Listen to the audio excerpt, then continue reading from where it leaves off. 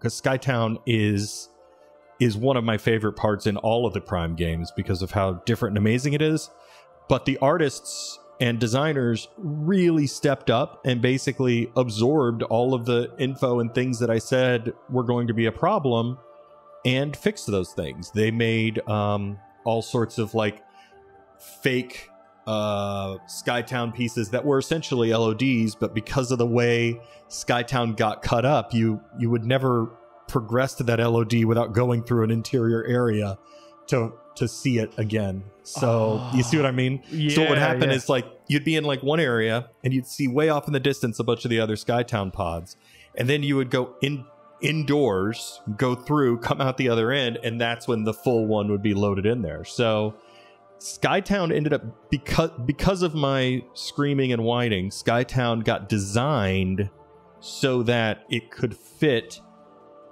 Even though it looked all exterior, it was still a series of interior breakups between everything. Really proud of the Helios Boss on Metroid Prime 3, because that was, really me coming up with this idea of, wouldn't it be cool if there was a creature that was basically an intelligent swarm of these flying robotic birds, had an artist at Retro mock up a very low poly count, very low bone density, robot bird model, and then took a test room and I was like, here's a tornado, here's a sphere, right? Here's this ring, right? And then showed that to Mike Wicken, and I was like, here's what I'd like to do. If you have like 128 of these flying robots, we could have it do all these different forms, right? The sphere could like roll down, the arena toward the player and try and crush you. The ring can like energize and then fire at the player through the middle, have a tornado. And then we ended up also doing like a giant humanoid form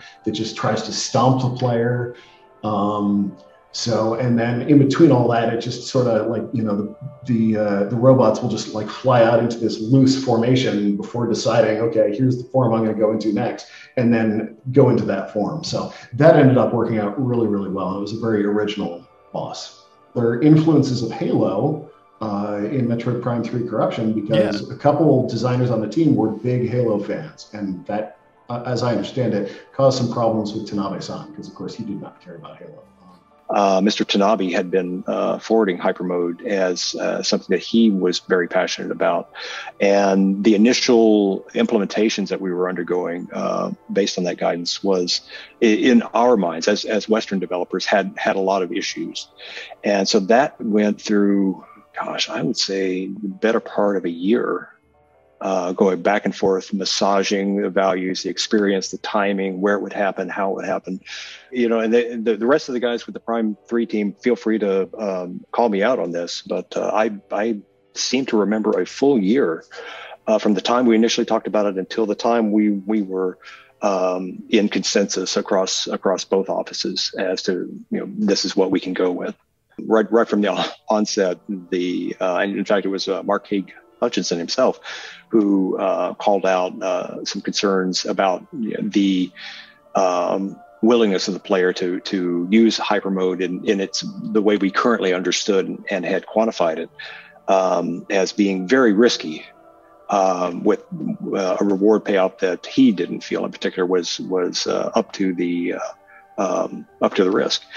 And we went back and forth on this with Mr. Tanabe in particular on it quite a bit, and went through, dozens and dozens of subsequent builds and examples to go through it before we got to a place where it turned out to be, I'm happy to say, it turned out to be a really solid feature of Prime 3.